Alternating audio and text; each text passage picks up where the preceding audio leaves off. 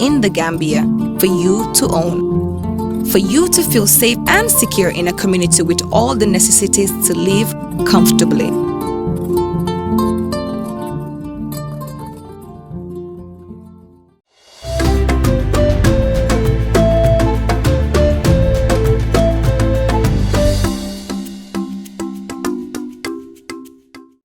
It's a warm welcome here in our studio in Sarakunda. This is Star TV News and I am Maimuna Fadera. In the headlines tonight, Musaba expresses disappointment at political parties over failure to condemn attacks on Ahmadiyya. German plant company explores business visibility in Gambia. Agriculture Minister urges Gambian entrepreneurs to engage in groundnut buying. On the international scene, Guinea President Conde hints at Tatam bid despite protests. Egypt holds military funeral for former leader Hosni Mubarak. Those were the headlines, and now the news in detail.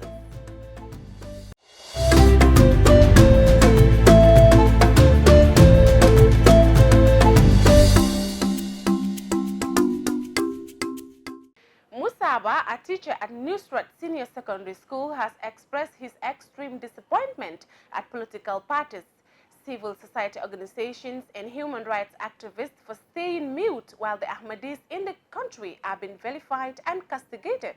He made these comments yesterday at Newsroom. Star TV's Timani Koli interviewed him, and he now tells us more. The Ahmadiyyas have always been facing constant verbal attacks from a greater part of Gambian majority Muslim population for a very long time. The Supreme Islamic Council has always been in the forefront, advocating for their ban because they do not consider them as Muslims. Recently, they have been castigated by some Gambians, especially on social media. Some people are even calling for their beheading.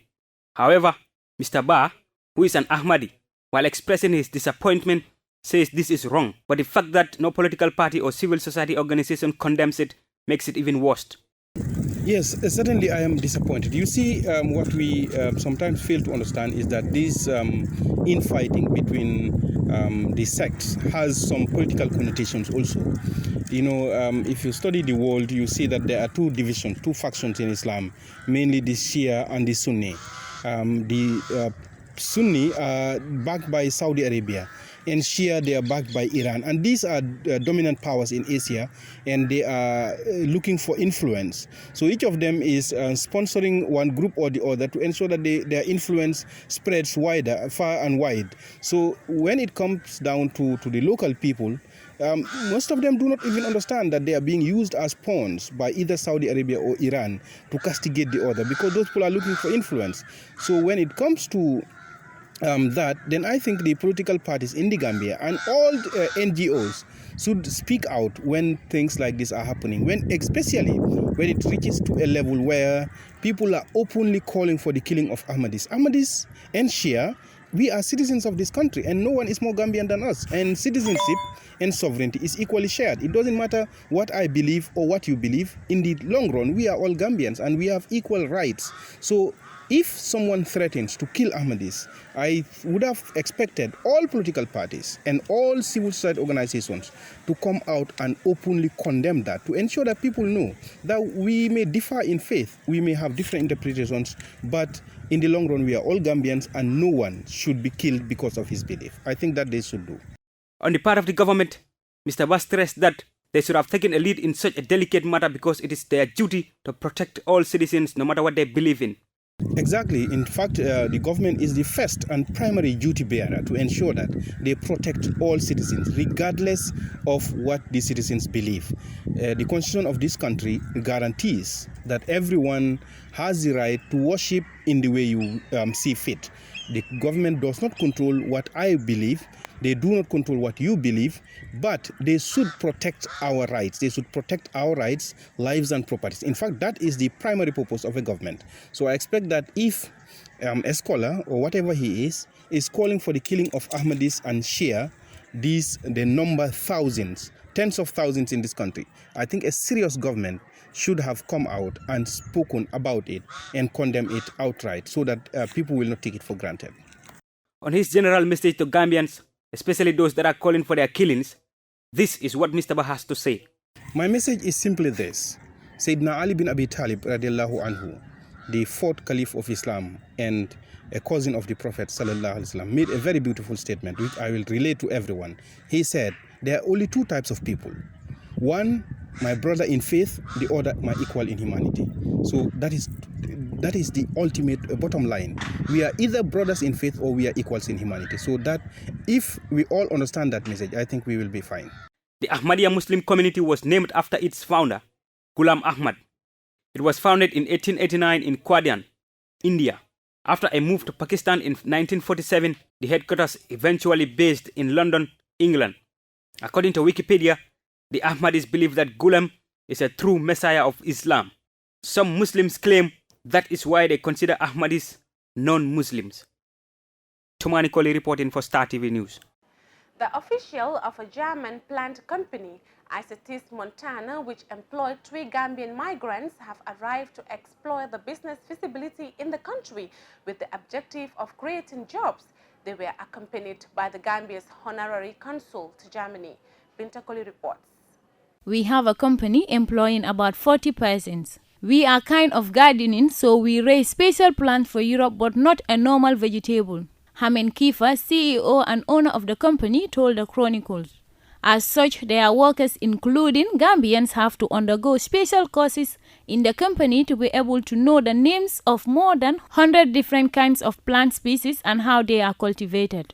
German and other European countries cannot take everybody, and that is why we are here. We are not sure until now about how we can actualize this plan, but we are looking at it and how it can work for Gambians. His son, also a key figure in the company, Grisha Kiefer, said they haven't yet decided what type of business they will do since it's their first trip.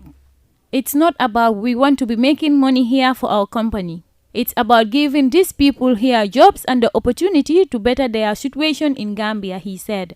He indicated that they are exploring possibilities to see if it makes sense to do business in the country, adding that if it is successful, it's Gambians who will run the business. This is our first study just to see how it's working here, and we believe that it will also reduce dependency on people who are living abroad.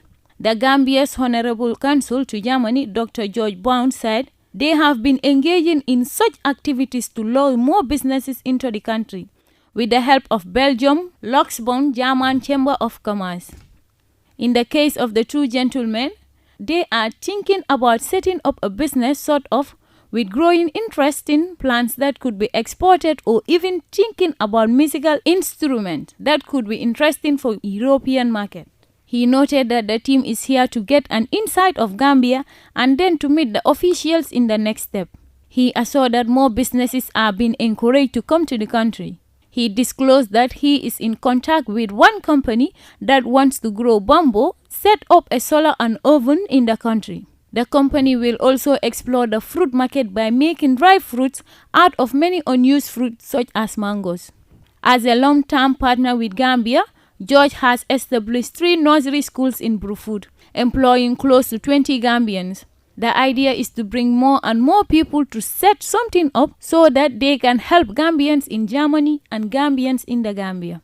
The goal of Isatic Montana is to cultivate as diverse a selection of suitable perennial grasses and mosses around the world as possible for difficult ghost system or alternative habitats. For Star TV News, I am Binta Koli. News Just in. Fire has ravaged one house belonging to Ajimunda Osise and that of a shopkeeper, Yaya Diko, at Newsroom today between the hours of 1 p.m. to 2 p.m., leaving them with nothing. Speaking to Star TV, Yaya Diko indicated that he wasn't present when the fire started, but was called on the phone by his landlord's daughter, who gave him the bad news. He said they lost all items, including his investment capital of $100,000. Ajimunda Osise said this calamity was bound to happen and they will take it in good faith because they don't know what caused the fire. Firefighters from Serekunda and neighbors helped to stop the fire. The Minister of Agriculture, Fabure, has called on Gambian entrepreneurs to get into groundnut buying. She is currently on a nationwide tour of farming communities as a follow-up to the President's Meet the People tour, where she handed over some farming equipment to farmers such as rice queues, mining machines, as well as power tillers. Ajakadi Sanyang sends in this report. Her government has been blamed for not buying the produce of farmers after the harvest over the years or offering very little money. Consequently, many farmers have been crossing into neighboring Senegal to sell their produce. Following this year's rainy season, many private entities in Senegal have also met Gambian farmers on their farms to buy their produce. In her statement, Minister Faburi suggested the need for the Gambia entrepreneurs to imitate Senegal private sector in patronizing farmers by buying their produce in order to complement the government's buying power. If we have the private sector involved in the buying of groundnut, this perennial issue of groundnut buying will be a thing in the past, she told the community of Pakao Njogu, a community in the North Bank region. She is currently on a tour of farming communities across the country.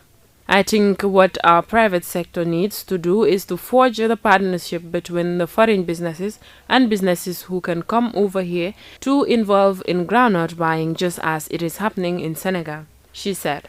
However, she denied the claim that Senegal is offering more to buy farmers' produce than Gambia.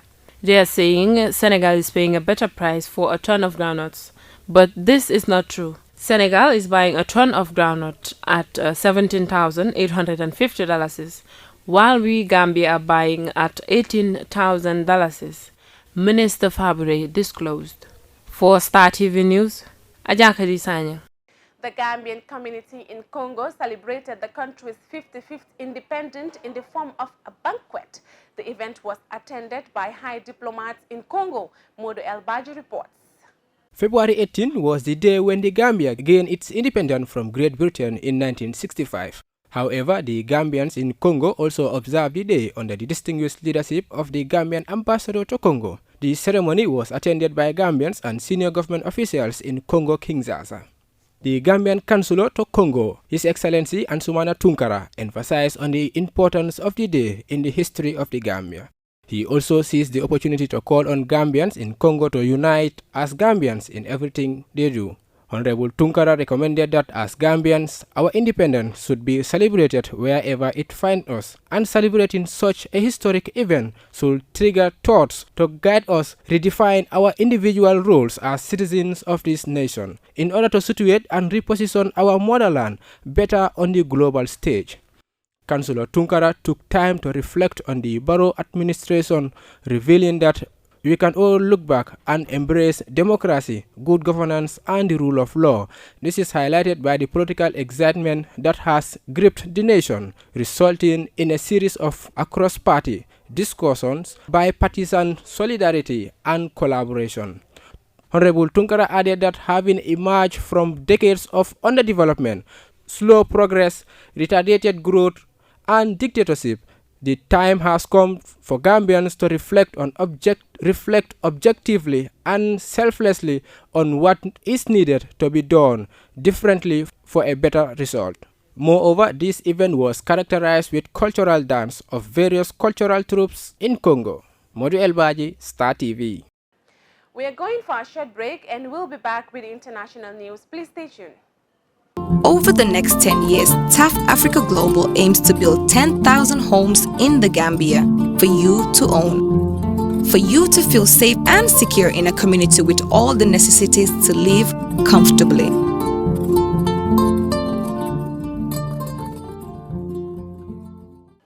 Welcome back. And now the news beyond our borders. Guinea's president has hinted for the first time that he may run for another term in office if voters approve a new constitution in Sunday's referendum. The main opposition coalition says it will boycott parliamentary elections and the referendum that are happening on the same day. They accuse Alpha Conde of trying to hold on to power. Al Jazeera's Priyanka Gupta reports. These are turbulent times in Guinea. There are just days left before the West African nation votes in a constitution referendum. And now, its 81-year-old President Alpha Conde has suggested that he could run for a third term in office. the main opposition coalition says it will no longer recognize him as the legitimate president. It wants people to boycott Sunday's vote. The FNDC carries the aspiration of the people of Guinea and have decided not to recognise Mr. Conte as the President of the Republic of Guinea and demands his immediate and unconditional departure from power. More than 30 people have died in months of often violent protests against Condé, whose mandate ends in December. Protesters say the referendum is just an excuse to hold on to power. From this week until Alpha Condé leaves power, we are going to fight him because he is no longer the legitimate president. He violated ECOWAS, which prohibits a coup d'etat, and he made a constitutional coup d'etat. Army has been deployed across the country ahead of Sunday's vote. Condé is Guinea's first democratically elected leader since its independence from France and decades of authoritarian rule. He says Sunday's vote will lead to a modern constitution. But protesters fear it may push Guinea into political uncertainty. Priyanka Gupta, Al Jazeera. A military funeral has been held in Cairo for Egypt's former president Hosni Mubarak. He died on Tuesday at the age of 91. Mubarak was in power for about 30 years until being forced out during the 2011 revolution. Al Jazeera's Jonathan Hu reports. Hosni Mubarak's coffin, draped in the Egyptian flag and horse-drawn to the sound of cannon fire. A funeral with full military honours for the man who led Egypt for 30 years and whose legacy divides many nearly a decade after the Arab Spring. He was a military man and he achieved a lot for Egypt. We will not look at his shortcomings only. No one is perfect. It is Mubarak's wartime record that the government would like him remembered for. His 3 decades in power brought relative stability, but also economic stagnation and repression. It's quite a lot of pomp and circumstance when you really stop and think about it for a man who only 9 years ago was ousted by a popular revolt and then a year later sentenced to life in prison, we forget, for ordering the killing of hundreds of protesters. He was openly mocked and ridiculed in Egyptian society and Egyptian media, hated by millions of Egyptians. But what we've seen over these last few years is a counter-revolution in Egypt. They've reframed the narrative around the January 25th revolution, and now they're honoring the man who was ousted. It's really quite the change of circumstance. Mubarak's rule invites uncomfortable comparisons with the Egypt of today under another former military officer who rose to be president, Abdel Fattah el-Sisi.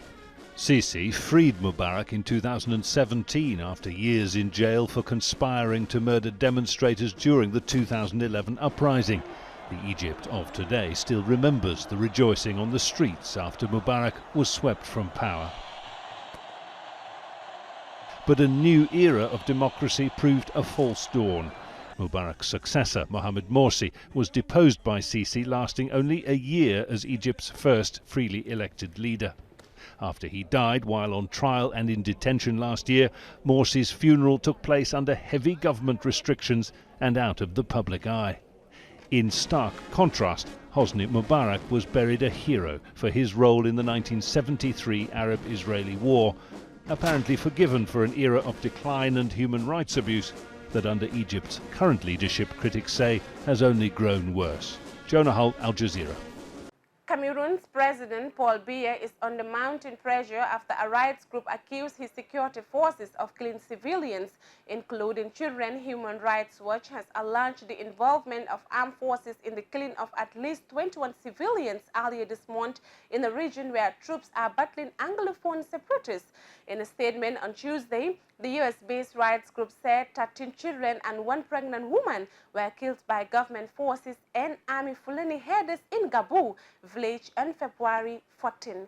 Al Jazeera's Nicholas Haig reports. Demonstrators outside the French embassy. The police were there, not to stop them, but to protect them. They're supporters of President Paul Biya. He's been in power since 1982. They're angry at the French President Emmanuel Macron. He's been openly critical of the government security crackdown on the English-speaking regions of Cameroon, where armed separatists are seeking autonomy. Supporters of the government hold signs saying no one can divide Cameroon and don't mess with our country's affairs. Who is this young 40-year-old who's trying to teach a lesson to our old president, says this protester. Look what they've done to Libya, Ivory Coast and Mali. They're not going to mess with us. They then all insult the French president. It's this mobile phone video widely shared on social media that sparked the protest. The person filming is a Cameroonian political refugee in France. He shouts to Macron to get his attention. He says more than 29 people were burned to death last week in the English-speaking regions by security forces. Everyone is fleeing. What are you going to do, he asks. I am putting maximum pressure on Paul Biya so that he deals with the crisis in the Anglophone regions and that he treats the political opposition with respect, and he eventually freed opposition leader Maurice Kamto. We are seeing that the situation is deteriorating, and I will call him so that the intolerable situation ceases. With 1 billion displaced and over 3,000 killed since 2016, human rights groups blame both armed separatists and security forces for the violence and displacement of people in the English-speaking regions. Human Rights Watch believes the Rapid Intervention Battalion, backed by ethnic Fulani militias, are behind the latest attack. The elite force, trained and managed by former Israeli Navy commandos, shot 13 children, then set their homes alight with the parents and children inside. The government first called it collateral damage, then denied being involved. The killings were so outrageous and the abuses so blatant and the evidence so damning. The killings were deliberate and were aimed at punishing the population suspected of harboring and collaborating with the separatists. The opposition believes these demonstrations against France are orchestrated by the government itself. While France may be Cameroon's closest ally, the relationship is changing. The violence in the English-speaking regions is intensifying and proving too brutal to ignore. Nicholas Hawk, Al Jazeera. And before we end the news, at the cap of our main headlines, Musaba expresses disappointment at political parties over failure to condemn attacks on Ahmadis. German plant company explores business visibility in Gambia. Agriculture Minister urges Gambian entrepreneurs to engage in groundnut buying. Guinea President Condé hints at third-term bid despite protests. Egypt holds military funeral for former leader Hosni Mubarak. Well, that's all for this edition of the news. Please enjoy the rest of our programs and join us tomorrow for more news. Thanks for watching.